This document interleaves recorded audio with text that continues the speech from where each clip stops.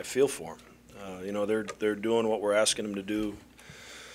You know, we made some mistakes. Obviously, we had that tough stretch the first half where I think we only scored a free throw in about 14 possessions. So we have a two or 3 point lead that turns into a 14-point deficit, and you spend a lot of energy trying to get out of that hole. And then the second half, I believe we got ahead 42-41, if I'm not mistaken. We turned it over 5 out of 6 times at a time when we were defending really well and getting stops. But it's it's 2 games in a row. We're in the final 10 or 11 seconds. We've lost a game on a 3-point shot with a 2-point lead, and both of them relatively contested shots. And in both cases, we had good looks at the other end to win the game.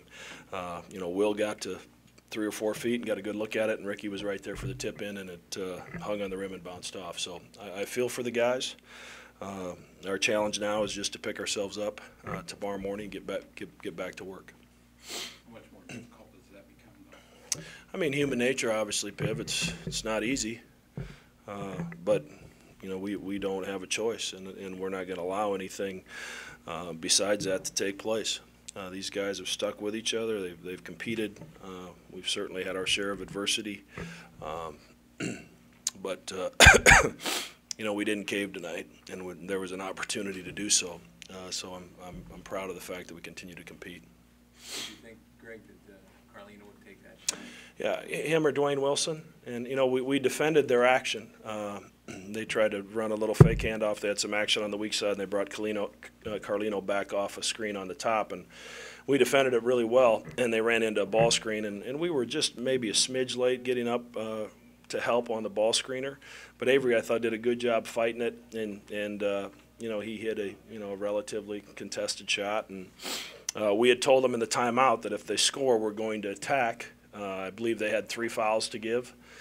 So if we take time out, obviously they're going to foul us 3 times, and I'm not sure there's not enough time left in the game for us to get a good look. So we had talked about that in the timeout, that we were going to try to get away without taking the timeout, so they couldn't give those fouls. So I was pleased with the 2 shots we got at the end. I'm not sure we could have come up with anything better out of a timeout. After that stretch in the first half, almost 10 minutes without to only be down by 7, I guess, what did you try to tell them at halftime? Well, we felt good about our shots the first half. We missed some shots at the rim. Jeff missed a couple right in there. Will got one slapped out of his hand. I remember one that Avery missed right at the basket. So we felt like we were shooting open threes against their zone, and obviously that's what their zone was attempting to get us to do. But we got into the teeth of it some and penetrated and kicked it out for those step-in threes that you're after, and we just didn't hit them. So finally, late in the half, I thought we continued to get into the teeth of it, and finally we knocked down a few shots and were able to close the gap and feel like we were in the game and had a little momentum at halftime. Coach, you were able to shut down Luke Fisher for the entirety of the game. He finished with just 2 points. What are your thoughts on that? I thought Will Artino did a terrific job. I thought he was active. We tried to do our best helping off a few guys to keep it out of Luke's hands. Derek made us pay for that the first half. He had a couple threes in rhythm. But he's too good a player to just let him catch it and go to work. He's too talented down there over both shoulders with that jump hook, and it didn't, obviously didn't help that it helped us that he got in a little foul trouble as well.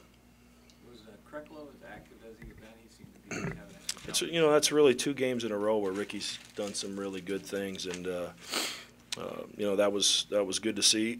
Him give us a spark off the bench. I thought he played well to start the second half, and then Toby not playing great the first half. I thought when we went to the bench to him the second half, he gave us a nice lift, hit 3 baskets, and was active on the backboard. So we're still searching for consistency with our ability to shoot the basketball. We've got some guys that I feel are pretty good shooters that continue to kind of be stuck in this rut shooting the basketball. Marquette threw several different defensive looks at your guys. They've done that all year, I guess. So what was kind of the thought coming in, just sort of be prepared for anything, everything, or what was maybe they started in man, and they didn't stick with it very long.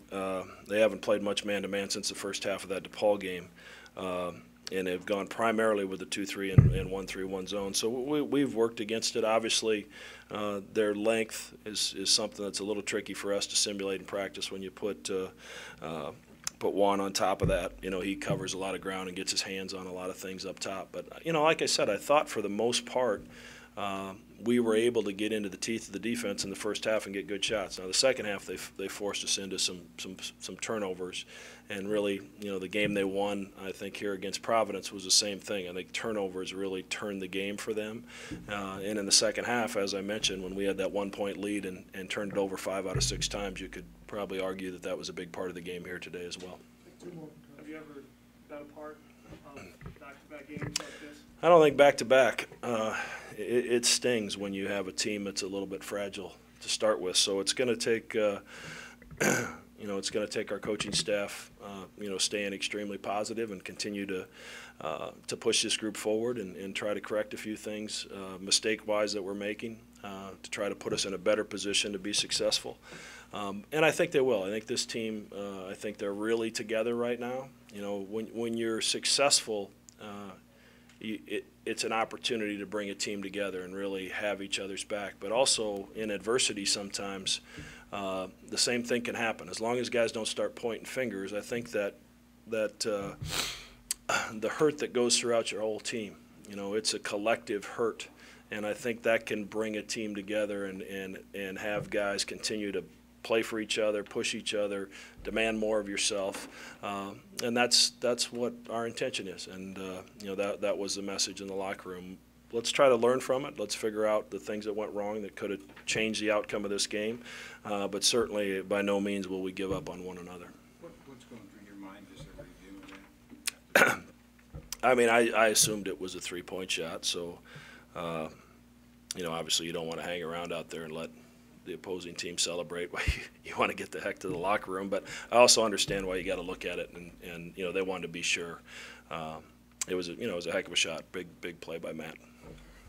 Thank you.